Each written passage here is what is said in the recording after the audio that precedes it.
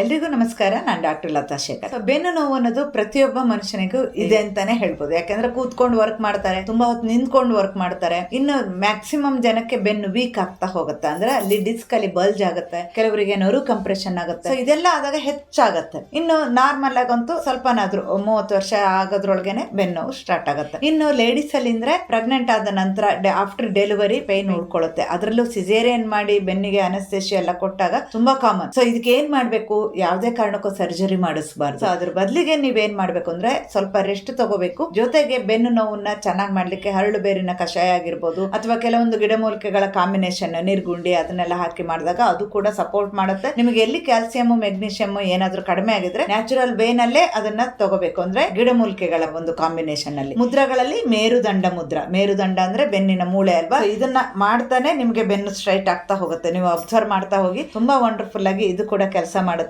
ಯಾವುದೇ ಕಾರಣಕ್ಕೂ ಬೆನ್ನು ನೋವಿಗೆ ಒತ್ತು ಹೋಗಿರೋದನ್ನ ಸ್ಟ್ರೆಚ್ ಮಾಡಿ ಸರಿ ಮಾಡ್ಬೇಕು ಅಂದ್ರೆ ಏನು, ಎಕ್ಸರ್ಸೈಸ್ ಅನ್ನೋದು ಕೂಡ ತುಂಬಾನೇ ಇಂಪಾರ್ಟೆಂಟ್. ಸೊ ಇದೆಲ್ಲ ಮಾಡ್ತಾ ಹೋಗಿ ಬೆನ್ನು ನೋವಿಗೆ ನಿಮ್ಗೆ ಪೇನ್ ಕಿಲ್ಲರ್ ಆಗ್ಲಿ ಅಥವಾ ಆಪರೇಷನ್ ಆಗ್ಲಿ ಅಗತ್ಯ ಖಂಡಿತ ಇರೋದಿಲ್ಲ.